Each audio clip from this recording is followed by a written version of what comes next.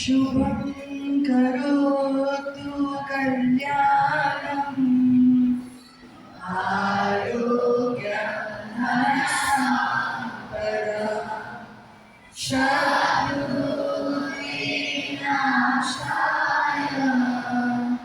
दीपज्योति नमोस्तुते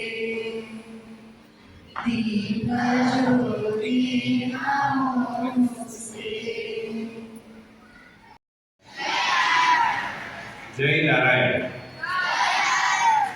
આપણે જે પાવન ભૂમિ પર અત્યારે બધા બેઠા છીએ એ પાવન તપસ્વી નારાયણ બાપુની ભૂમિ છે અને આ ભૂમિનો જ એ પ્રતાપ છે, પ્રભાવ છે કે આવા સુંદર કાર્યનું આયોજન આ જગ્યા ઉપર થઈ રહ્યું છે।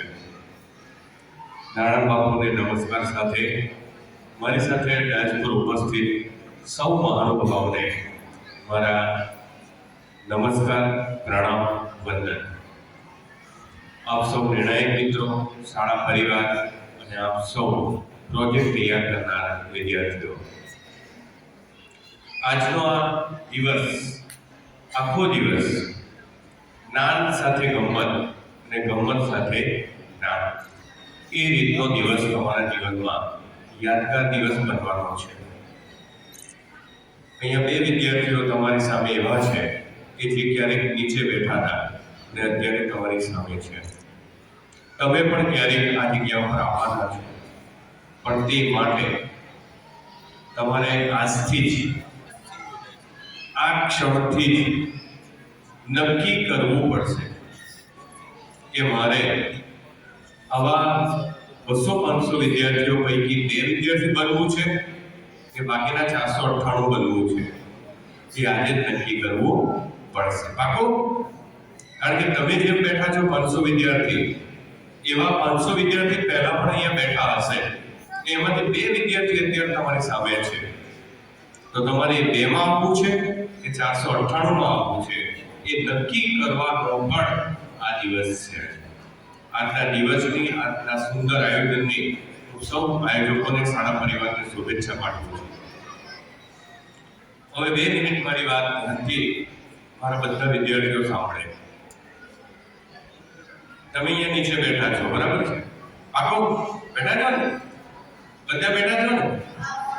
ઉપર નજર કરો જરા। સૂર્ય દેખાય છે? સૂર્ય નથી દેખાતો? તો પ્રકાશ ક્યાંથી આવે? પહેલી વાર। બીજો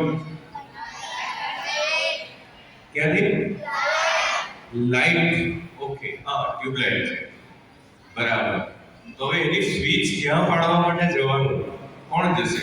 ઉપર સ્વિચ આપીએ ને એને ચાલુ કરવી હોય તો ઉપર જવું પડે ને, તો ક્યાંથી કરવાનું? અહીંયા છે? ઓહો, બરાબર। તો અહીંયા સ્વિચ પાડીએ તો શું થાય? ચાલુ થાય। તમને કદી વિચાર આવ્યો છે કે એવું કેમ થાય? એવો વિચાર આવ્યો છે કે સ્વિચ અહીંયા પાડીએ છે અને પ્રકાશ ત્યાંથી આવે છે? વિચાર આવ્યો છે? નથી આવ્યો। આવ્યો હોય તો એમાંથી પ્રોજેક્ટનો જન્મ થાય ને? સવારથી આપણે ઉઠીએ, સાંજે સૂઈએ, ત્યાં સુધી આવું તો કેટલું બધું થાય છે। અહીંયાથી હું સ્વિચ બંધ કરું છું, જોજો હવે મારો અવાજ કેટલે પહોંચે? હવે પહોંચે છે, બરાબર? કેમ એવું થાય? હું તો એનો એક છું, મારો અવાજ તો એનો એક છે, તો અત્યારે પહોંચે છે, હવે નથી પહોંચતો। તો એવી રીતે માનવ જીવનની શરૂઆત થઈ હશે સેંકડો વર્ષ પહેલા, હજારો વર્ષ પહેલા। તમને ખબર છે આદિમાનવ હતા? આદિમાનવ જંગલમાં રહેતા હતા, એને પણ આવો વિચાર આવ્યો હશે કે આટલા બધા લોકો સુધી અવાજ પહોંચાડવો છે, તો એવા કોઈ સાધનની શોધ કરીએ, એવી કોઈ વ્યવસ્થા નવી બનાવીએ કે બધા સુધી અવાજ પહોંચે, મારે બૂમ પાડવી ન પડે, નહીં તો મારે કેટલે મોટેથી બોલવું પડે।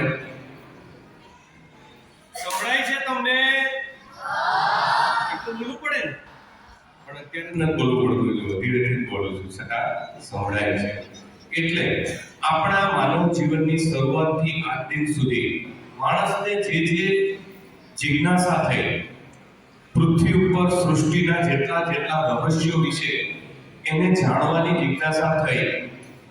આવું કેમ થાય છે એવા પ્રશ્નો થયા, એમાંથી નવી શોધોનો જન્મ થયો. આજે જે તમે પ્રોજેક્ટ મૂક્યા હશે એ પ્રોજેક્ટ પણ એવા જ કોઈ સિદ્ધાંત ઉપર કામ કરતા હશે, જેનાથી માનવ જીવનની વધારે સારી સેવા થવાની છે, સગવડ થવાની ને. પહેલા બધા પાસે મોબાઈલ નહોતો, ત્યારે વાયરવાળા ટેલિફોન હતા. કેવા હતા? વાયર લગાવેલા હતા. એટલે અહીંથી દિલ્હી સુધી વાત કરીએ તો વચ્ચે વાયર લગાવવો જ પડે. કેટલો બધો વાયર જાય એમાં તો. પણ ધીરે માણસ એમાંથી શોધ કરતા ગયા અને અત્યારે આપણા એવા મોબાઈલ છે કે જેને વાયરની જરૂર પડતી નથી. વિચાર કરો, બધા જ મોબાઈલને વાયર લગાવેલા હોત તો કેવું થાય? કલ્પના તો કરો. બધા જ મોબાઈલ છે આ દુનિયામાં, તમારા ઘરમાં છે, શાળામાં છે, સાહેબો પાસે છે, ગામમાં છે, મારા સિટીમાં છે, બધા પાસે મોબાઈલ છે. અને બધા જ મોબાઈલને વાયર લગાવેલા હોત તો અત્યારે દુનિયા કેવી હોત? વાયરના ગુંચડા થઈ ગયા હોત ને. શક્તિનાથ પાસે ગુંચડા, પાર્વતી પાસે ગુંચડા, સ્કૂલમાં આવે ત્યારે વાયરના ગુંચડા, કેવું થઈ ગયું હોત? પણ એવું ન થવા દેતું, કારણ કે માણસે નવી શોધો કરી. તમારા જેવા જ નાના માણસોએ જિજ્ઞાસા કરતા ગયા અને એમાંથી નવી શોધો થતી ગઈ. આજના પ્રોજેક્ટ પણ તમારું એ જ દિશા તરફનું મોટું કામ છે. અને હું આજના કાર્યક્રમને મારી શુભેચ્છા પાઠવું છું. તમે બધા જ દિવસની શરૂઆત માત્ર 5 મિનિટ આંખ બંધ કરીને ધ્યાનથી જો કરી શકો તો આખો દિવસ તમારો સરસ જશે, એની ગેરંટી છે. ઘણી વખત આપણા સ્કૂલના છોકરાઓ આપણને બધાને ડિસ્ટર્બ કરી દે. સાહેબ બેન આપણને લેસન ન લાવવા હોય, કંઈ આવડે નહીં તો થોડું અઘરું કરે, થોડી સજા કરે તો અઘરું થાય. પણ એવું કશું જ ના થવા દેવું હોય તો એની એક જ ચાવી છે, એક જ રસ્તો છે, એક જ ઉપાય છે કે સવારે તમે ઉઠો, નાહી ધોઈને બધા ભગવાન પાસે બેસો છો. 5 મિનિટ બેસો છો કે નથી બેસતા? ત્યારે તમારે 5 થી 10 મિનિટ આંખ બંધ કરીને મેડિટેશન કરવું જોઈએ, ધ્યાન કરવું જોઈએ. આપણા બધા ઋષિમુનિઓ ધ્યાન કરતા હતા. આજે બાપુ છે ને, નારાયણ બાપુ, એ પણ ધ્યાન કરતા હતા. અને ધ્યાનથી જ એમનામાં શક્તિઓ પેદા થતી હતી અને એ શક્તિઓ સમાજના કામ માટે વાપરતા હતા. તો આપણે બધાએ પણ આપણા જીવનને વધારે સારું કરવા માટે નિયમિતપણે રોજ ધ્યાન કરવાની જરૂર છે. આપણા વડાપ્રધાન કોણ છે? નરેન્દ્રભાઈ મોદી. એ રોજ ધ્યાન કરે છે. એમને તો કેટલા બધા કામ હોય, હે ને? આખો દિવસ કેટલા બધા કાર્યક્રમો કરે. એમ છતાં એ સવારમાં 10 મિનિટ 20 મિનિટ પોતાનો સમય કાઢીને ધ્યાન કરે છે. 1 મિનિટ માટે આપણે ધ્યાનનો અનુભવ લઈએ અને પછી મારી વાતને વિરામ આપો. બધા આપણે આંખ બંધ કરીએ, કટાર બેસીએ, પોતાની જગ્યા ઉપર કટાર બેસીએ. કટાર એકદમ કડક નહીં થઈ જવાનું, પણ વ્યવસ્થિત. પેલા વાંકા બની ગયા છે ને 70-80 વર્ષ જેવા, એવું નહીં. સીધા કટાર, આંખ બંધ, હાથ આગળ તમારા ધ્યાન મુદ્રામાં તમારા હાથ રહે, આંખ બંધ, એકદમ શાંત ચિત્ત. તમારું બધું ધ્યાન માથાના ઉપરના ભાગે, જેને આપણે ચિત્ત કહીએ, એ માથાના ઉપરના ભાગે તાલુ ભાગ, ત્યાં તમે તમારા ભગવાનને જોઈ શકો, ઈષ્ટ દેવતાને જોઈ શકો, માતા પિતાને જોઈ શકો, ઓમ જોઈ શકો. માથાના ઉપરના ભાગે 1 મિનિટ માટે આંખ બંધ કરીને આપણે શાંત થવાનો પ્રયત્ન કરીએ.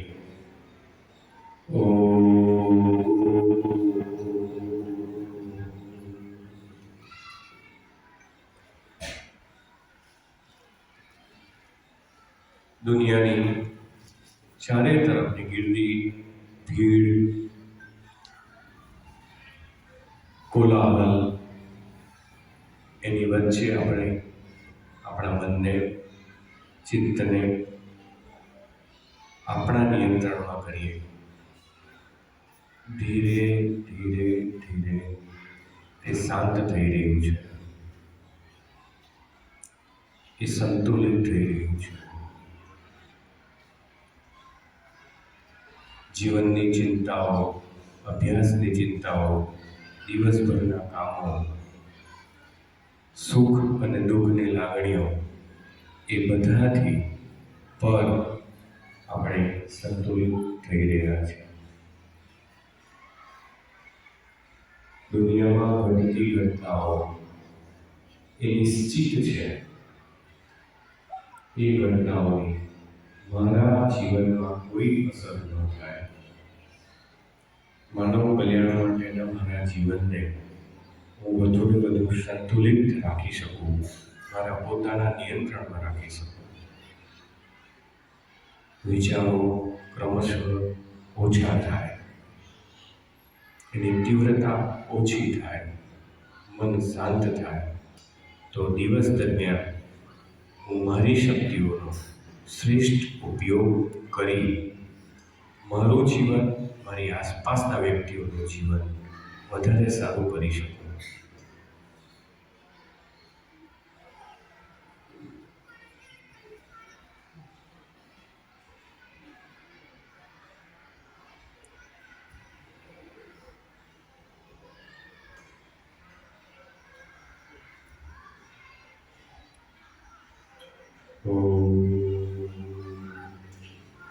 શાંતિ, શાંતિ, શાંતિ. ધીરે ધીરે આંખો ખોલીએ. બંને હાથને હથેળીને મસળીને એ ગરમી જે ઉત્પન્ન થાય તે આપણી આંખો ઉપર લગાવીએ.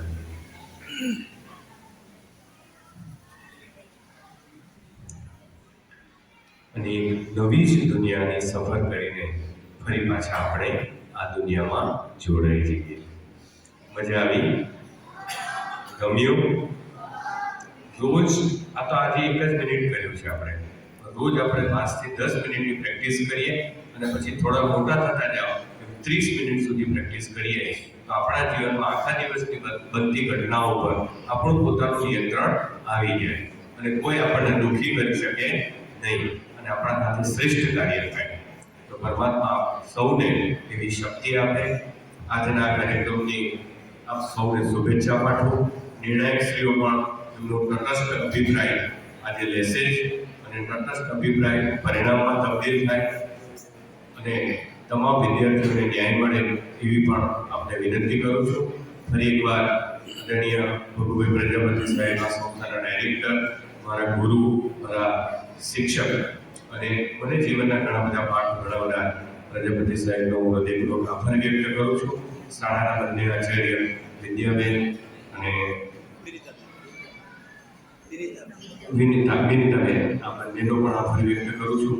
આદરણીય કલ્પનાબેન પાસે અમે ઘણું શીખ્યા છે, ઘણું કામ એમની સાથે પણ કર્યું છે અને સાહેબ અમદાવાદની 2 સ્કૂલો જેના નાનપણથી અમે નામ સાંભળતા એવા 2 નામ મને અત્યારે યાદ છે.